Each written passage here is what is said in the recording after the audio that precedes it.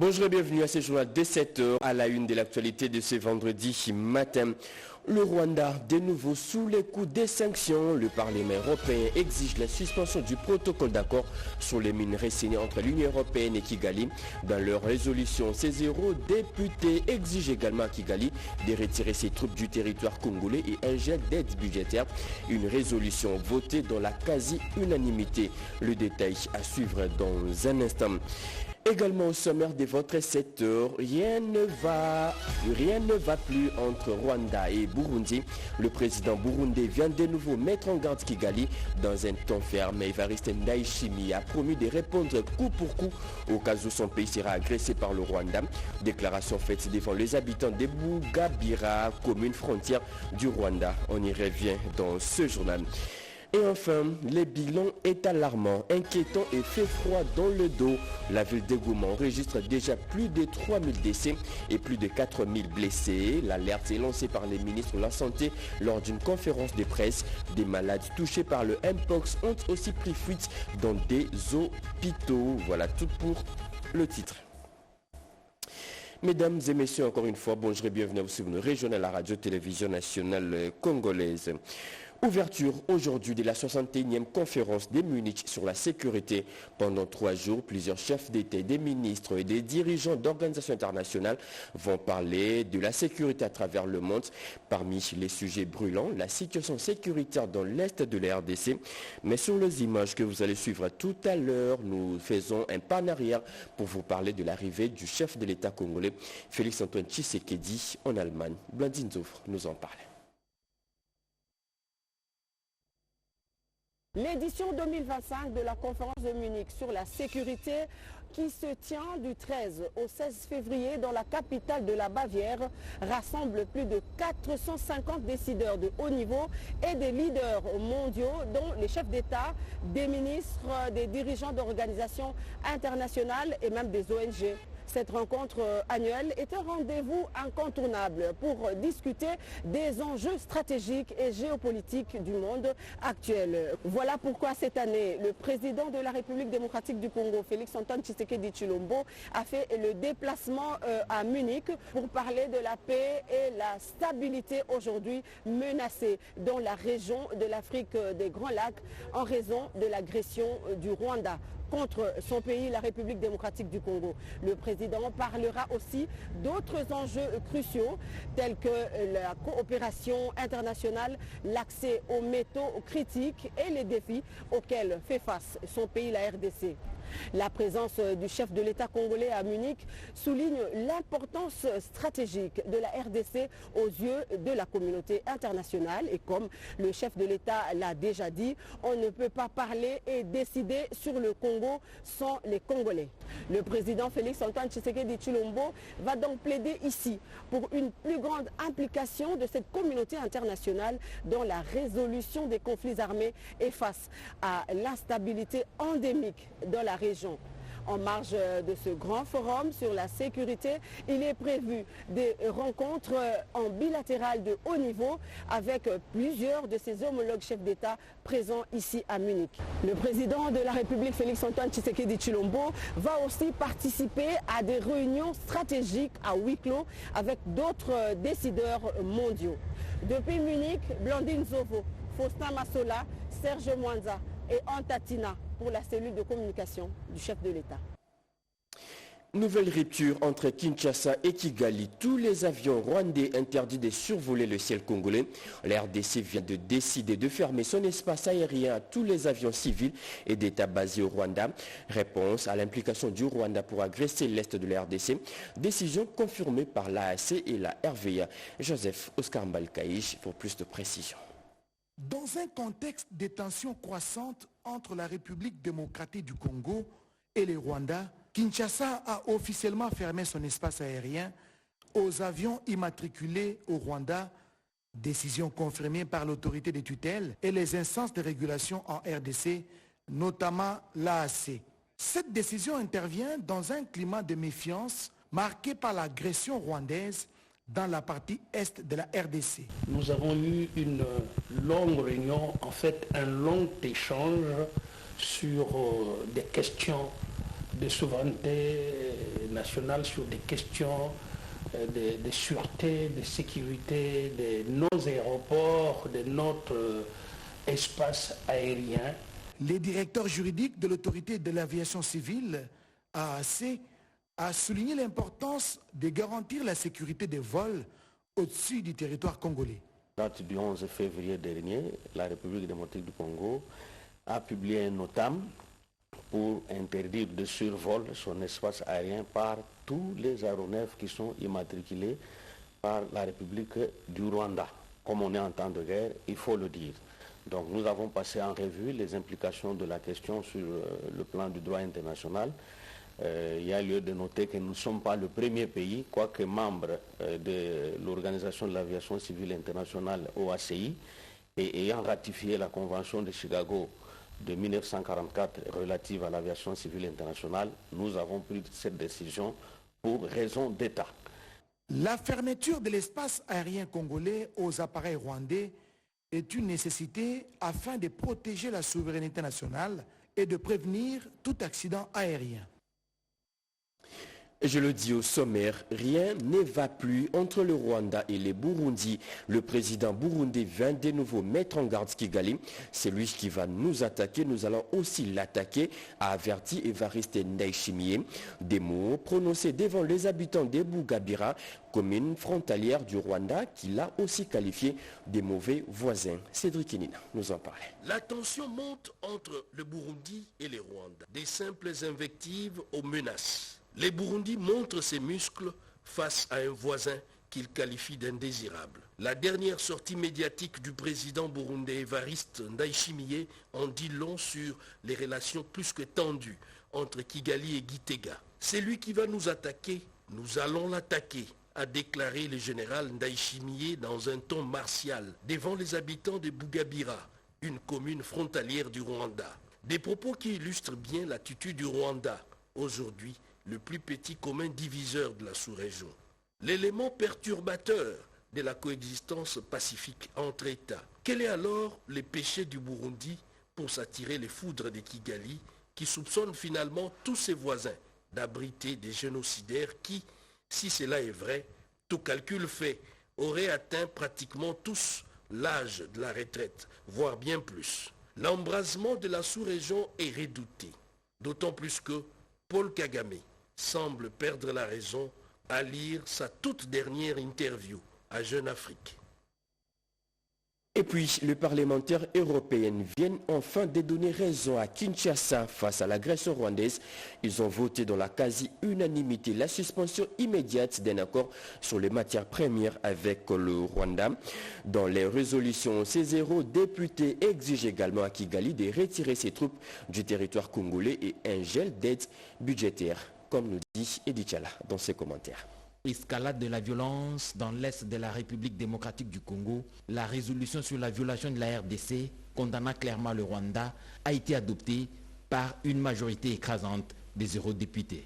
C'était au cours d'une plénière du Parlement européen à son siège situé à Strasbourg en France. L'ambassadeur de la RDC au Benelux et à l'Union européenne, le professeur Christian Dongala Nkunku, a été le premier à prendre la parole au cours de cette session qui mettait en débat la problématique de la régionalisation du conflit en RDC.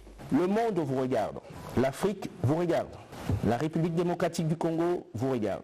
Jusqu'à quand continuerez-vous à garder le silence face à cette barbarie? Jusqu'à quand continuerez-vous à rester indifférent face à cette violation des règles de droit international? Les déclarations ne suffisent plus. Il est temps d'agir. C'est une occasion pour démontrer à la face du monde votre attachement aux valeurs de paix et de justice qui constituent le fondement de notre civilisation. En votant pour cette résolution constitue non seulement un acte de solidarité vis-à-vis du peuple congolais, mais aussi votre positionnement du côté du droit et de la justice. La diplomatie congolaise a éclairé l'opinion des députés européens sur la situation sécuritaire et humanitaire sur le terrain dans l'est de la RDC, notamment sur les conséquences de l'invasion du territoire congolais par l'armée rwandaise en appui au supplétif du M23. Les débats ont eu lieu en présence des ambassadeurs de l'Angola, du Burundi et du Rwanda qui ont chacun eu l'occasion de défendre la position de leurs pays respectifs. Le bilan est alarmant, inquiétant et fait froid dans le dos. La ville de Goma a déjà enregistré plus de 3000 morts et plus de 4000 blessés. L'alerte a été lancée par les ministres de la Santé lors d'une conférence de presse. Des malades touchés par le Mpox ont aussi pris fuite dans des hôpitaux. Pour Dr Roger Kamba, 2900 poches de sang récoltées lors de la campagne seront acheminées bientôt à Goma. Rodé Panda était sur place. Le plan du gouvernement de la République démocratique du Congo face à la crise sécuritaire et humanitaire qui secoue les provinces du Nord Kivu et Sud Kivu a été présenté ce jeudi 13 février par le ministre de la Santé Samuel Roger Kamba lors d'un point de presse. Nous avons demandé donc que le couloir humanitaire, aussi bien pour les intrants, pour les équipements que pour le personnel, soit garanti. Et la semaine dernière, on avait déjà plus de 98 cas de choléra, ce qui veut dire que le risque épidémiologique est très important. Nous avons un accroissement du nombre de blessés. Rien que la semaine du 5 au 10, nous avons eu plus de 118 ou 128 nouveaux cas de blessés qui amènent à plus de 4260 le total.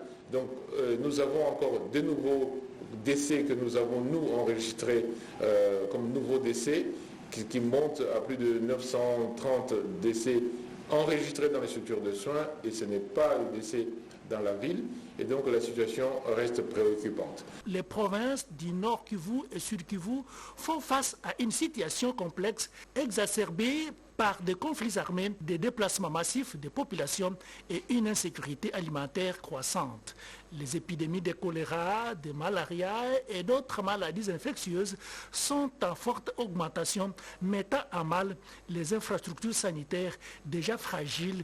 Le ministère de la Santé surveille de près cette situation. Samuel Roger Kamba a annoncé plusieurs mesures prises par le gouvernement et une meilleure coordination entre le gouvernement et les ONG sur le terrain pour assurer une réponse efficace et rapide aux besoins des populations. Les représentants d'ONG présentes ont salué les efforts du gouvernement tout en soulignant la nécessité d'une action rapide face à l'urgence de la situation. Il reste critique et nécessaire pour une mobilisation continue des ressources et un engagement fort de tous les acteurs impliqués. Les ministres de la Santé appellent la communauté nationale et internationale à s'unir pour apporter une réponse adéquate à cette crise humanitaire afin de sauver des vies et rétablir la dignité des populations affectées. Fin hier de la session extraordinaire au Parlement. Les débats sur cette session, qui a duré pratiquement 11 jours, ont tourné spécifiquement autour de l'examen de la situation sécuritaire dans l'Est de la RDC et la proposition d'un plan de sortie des crises. À l'Assemblée nationale, c'est son président Vital Kamerhe qui a clôturé cette session extraordinaire à Nimbalaka.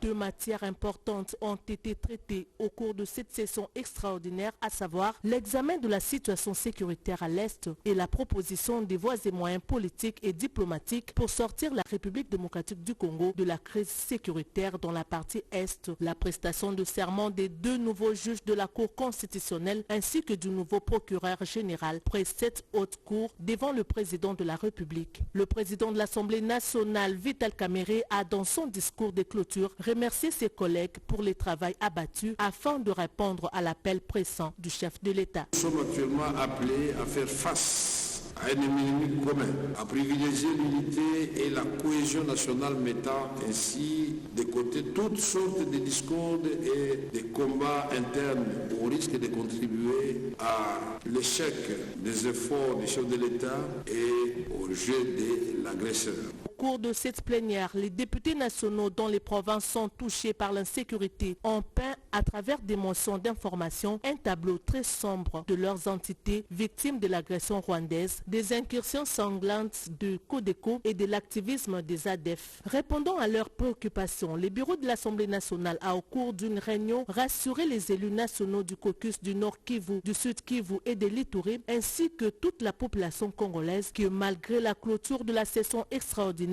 la Chambre basse du Parlement va continuer à travailler en étroite collaboration avec les chefs de l'État et les gouvernements pour accompagner toutes les initiatives qui seront prises pour les retours de la paix. Il est important que la nation sache que ses représentants restent en position d'éveil, en position de suivi, en position d'accompagnement du chef de l'État dans ses combats, dans cette lutte pour la restauration de notre intégrité du territoire. D'autre part, il a fait savoir que l'Assemblée nationale continue à se déployer sur le plan international à travers la diplomatie parlementaire. Le taux de mortalité infantile en RDC est à son plus bas niveau. Il est actuellement à 24 décès sur 1000 naissances en RDC.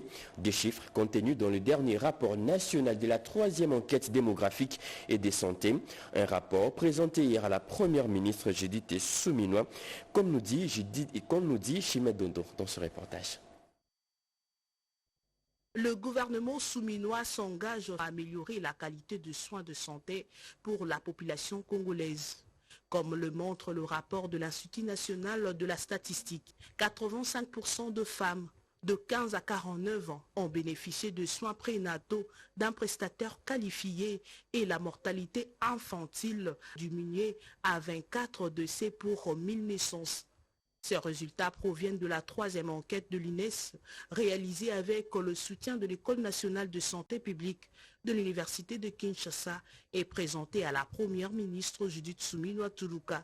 La disponibilité de ce rapport est l'aboutissement d'un processus qui date il y a 3 ans, soit depuis mars 2022, pour se terminer en janvier 2025.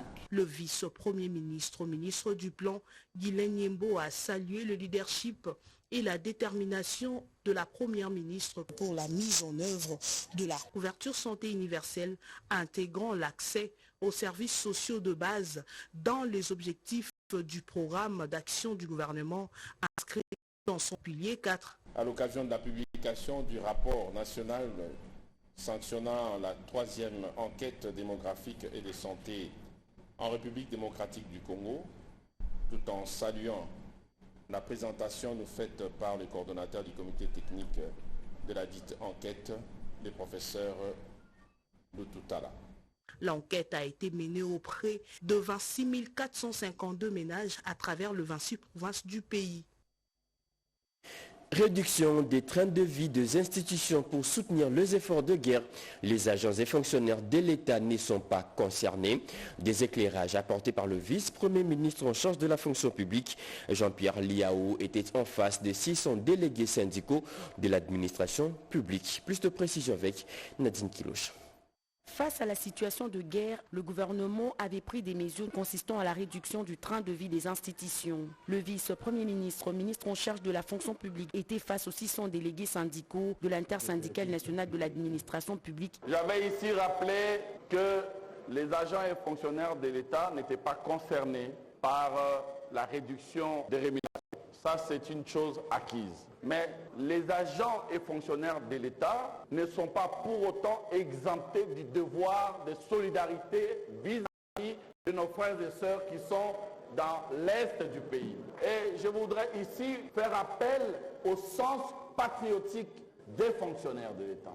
Il est donc impérieux que chaque agent puisse prendre conscience qu'au-delà de tous les problèmes auxquels nous faisons face, il y a devant nous la question de la patrie. Et les fonctionnaires font partie du corps national. Il était important que nous puissions chercher, trouver un cadre. Et ce cadre a été trouvé, le concept Ekonzo Po Namapinga, devant permettre à chaque fonctionnaire, en son âme et conscience, et en toute liberté, de mettre chaque mois, dans les limites de ses moyens, quelque chose dans le compte dédié qui sera ouvert par le ministère des Finances dans les prochains jours. Les fonctionnaires de l'État ont à l'unanimité démontré leur patriotisme en adhérant totalement à l'initiative de l'opération Ekonzo Po Namapinga. Dans la salle, unanimement, nous avons accepté que nous allons faire un effort. Nous, fonctionnaires, nous allons contribuer. En outre, le vice-premier ministre Jean-Pierre Liao a relevé la nécessité de fédérer les efforts face à l'ennemi pour défendre l'intégrité territoriale et la souveraineté de la nation congolaise. Et puis, ces dates inscrites sur les agendas, beaucoup plus pour les amoureux de la culture, du 15 au 20 février vont se tenir à Kinshasa des rencontres congolaises de la pensée panafricaine. Les organisateurs de cet événement étaient devant la presse pour expliquer l'essence de l'événement dans un pays agressé. Plus de précision avec René Kulunga et Papi Mbongo. C'est un appel à la mobilisation générale que vient de lancer le directeur général du Centre culturel et artistique des pays de l'Afrique centrale. Notre mission ici, c'est de reconstruire la souveraineté culturelle du pays. Donc ça veut dire défendre nos valeurs, défendre les valeurs de la culture congolaise, qui sont les valeurs de responsabilité, de citoyenneté, de patriotisme et de responsabilité. La culture, c'est un outil d'éducation du peuple. Vous savez, ici, nous allons ouvrir des projections de films. Vous savez, quand vous regardez un film, que vous soyez analphabète ou illettré ou universitaire, vous aurez toujours la compréhension par rapport à vous-même.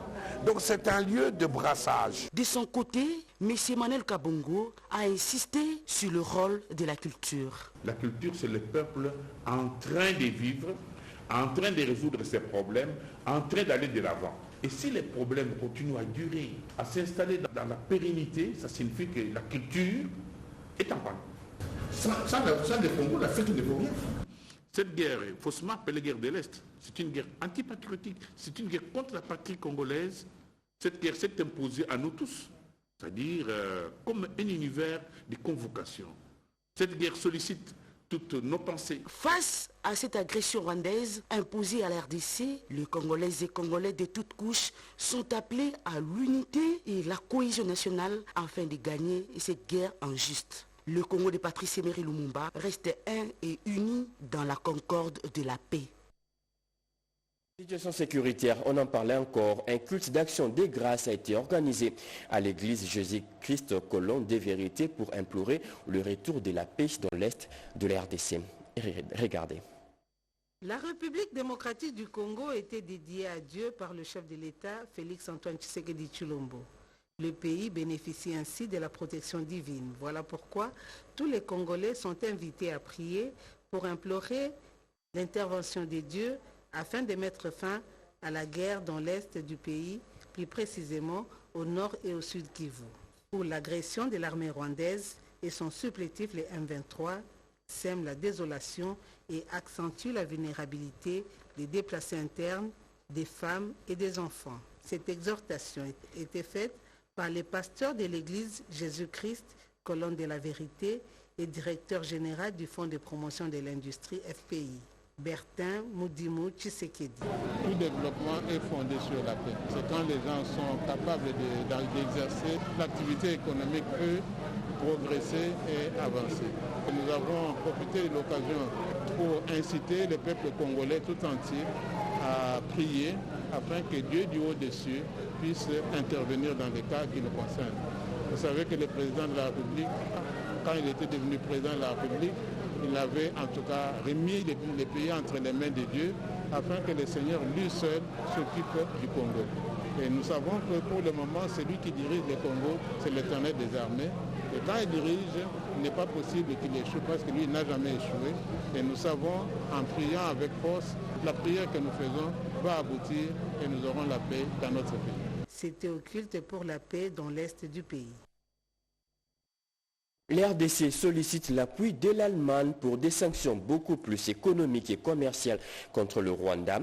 Le ministre du Commerce extérieur, Julien Paluku, l'a dit à l'ambassadeur allemand accrédité à Kinshasa. Se resserre de plus en plus autour du Rwanda. L'Allemagne vient de mettre sur pause toutes les discussions avec Kigali sur son aide au développement et exige à Paul Kagame de retirer ses troupes sur le sol congolais. Information apporté ce jour au ministre du Commerce extérieur Julien Paluku Kaonga par l'ambassadeur allemand en RDC. Occasion pour Julien Paluku de solliciter l'appui de l'Allemagne, membre de l'Union européenne, pour durcir encore des sanctions contre le régime de Kigali. Une demande bien accueillie par ces diplomates allemands et a promis une réaction rapide de la part de Berlin.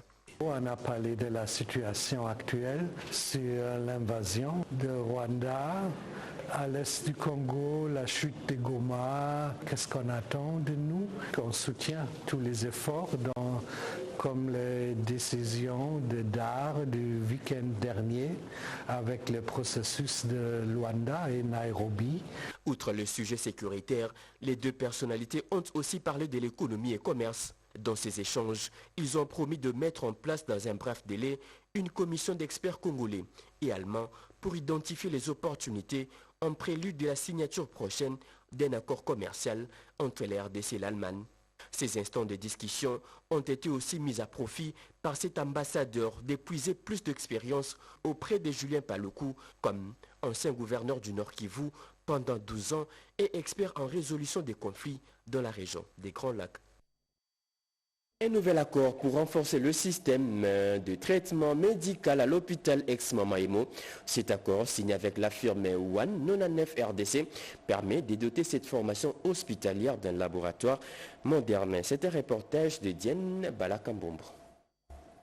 La signature de cet accord cadre entre le centre hospitalier universitaire Renaissance ex-Mamaimo et la structure One 99 RDC est une étape essentielle dans l'amélioration des soins de qualité en RDC et dans l'atteinte des objectifs assignés. Pour le directeur général du centre hospitalier universitaire Renaissance, cet accord ainsi conclu est un pas de géant dans la mise en place de systèmes hospitaliers efficaces. Ce que nous allons faire ensemble avec 199, c'est de démontrer de manière assez claire que la prospérité, à la différence de la pauvreté, la prospérité avant de la partager, il faut la créer. Et tout le rôle que nous avons aujourd'hui de pouvoir faire notre part, ça veut dire mettre à disposition un hôpital moderne avec une ambition de 2500 lits à terme. Pour être en mesure justement de le faire, il nous faut des équipements et il nous faut de la science. Ces programmes entre les deux institutions visent à renforcer les infrastructures hospitalières et développer les pratiques médicales très avancées. Nous avons estimé qu'il était bon que nous puissions ramener un nouveau concept, un nouveau mode opératoire qui, d'un côté, va servir aux malades pour pouvoir diagnostiquer correctement des maladies, pour orienter des thérapies qui soient très ciblées. Le directeur général Alki Tengue et ses convives de 199 RDC ont visité les laboratoires diagnostiques et d'urgence. Pour préserver cet accord, il est urgent de consentir les efforts pour que cette initiative bénéficie aux patients les plus démunis. Des bancs pupitres distribués gratuitement à 2 écoles de la capitale. Il s'agit de l'ITEL Selembao et de l'ITI Bumbu, des bancs fabriqués par 2 ex-Koulouna transformés en bâtisseurs par le service national. Plus de détails avec Cédric Kenina et Tony Dieu. C'est à se poser la question de savoir qui sont les artisans dans la fabrication de ces bancs. Eh bien, pour ceux qui doutent encore, ce sont les ex-Koulouna transformés en bâtisseurs du service national. Les convois arrivent à l'ITL Selembao et à l'Institut technique de Bumbu. 300 bancs livrés sur les 900. L'opération Pas une école sans bancs fait son chemin. Ce geste ô combien si aimable que vous posez ces jours arrive à point nommé où nous passons les examens du premier semestre. Il nous permettra d'être libres dès ce lundi 17 février de mouvements non seulement pendant la passation des examens, mais aussi pendant les enseignements. Et participe dans une large mesure à l'amélioration des conditions dans la formation.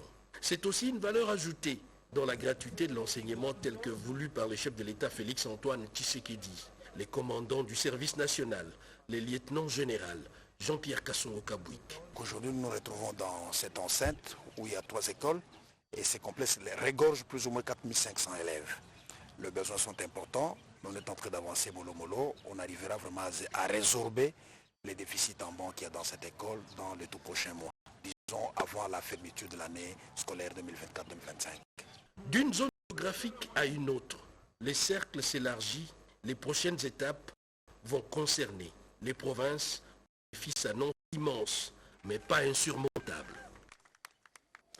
Et pour finir, Rome, capitale italienne, abrite les assises de la 8e session du Conseil des gouverneurs du FIDA. Et c'est le ministre de l'Agriculture qui porte la voix de l'RDC à ces travaux. Grégoire Mouchel-Moutom a présenté la situation des zones rurales dans la partie est du pays, aujourd'hui agressée par le Rwanda. Regardez. La 48e session du Conseil des gouverneurs du Fonds international de développement agricole cherche à savoir comment catalyser l'investissement au premier kilomètre. Les ministres de l'Agriculture, professionnels du développement, spécialistes de l'innovation, ainsi que les petits producteurs du monde se penchent sur l'importance de l'action du FIDA dans les zones rurales considérées comme premier kilomètre où les petits producteurs agricoles cultivent pour nourrir la population. Le gouverneur pays de la RDC à ses assises, le ministre d'État de l'Agriculture et Sécurité alimentaire, ingénieur Grégoire Mouchel Moutombe, a saisi l'occasion de présenter la situation des zones rurales de la partie est de la RDC. Nous voulons la paix. Nous voulons que le monde entier aide à ce que le Rwanda puisse revenir à la maison. On tire les femmes, on vole le cacao, on vole le café, on vole même le maïs. C'est le représentant du directeur pays de la RDC au FIDA, Wali Diouf, qui avait informé le ministre d'État Mouchaïl de la tenue de cette importante réunion internationale. C'est un événement qui se passe une fois dans l'année au niveau du FIDA, lequel tous les gouverneurs, les ministres de l'agriculture de tous les pays dans lesquels le FIDA intervient sont conviés effectivement à des débats stratégiques. Investir dans les zones rurales est une source de croissance et de stabilité, soulignent les différents dirigeants du monde à cette 48e session du Conseil des gouverneurs du FIDA. Le ministre d'État Mouchaïl a indiqué que les portes de la RDC sont ouvertes à tous les investisseurs et ce, dans la vision du chef de l'État, Félix Antoine Tshisekedi Tshilombo. Merci beaucoup Marie Calon pour toutes ces précisions. Et voilà, c'est fini pour ce journal de 7h, mesdames et messieurs. Ce journal a été coordonné par Guy Matundu, réalisé par Papi Nguinamao Mamita Bangoulou. La partie technique a été assurée par Émile Zola, Alain Galia, Anou Mouti. Merci de nous avoir suivis. Prochain rendez-vous de l'actualité, c'est tout à l'heure.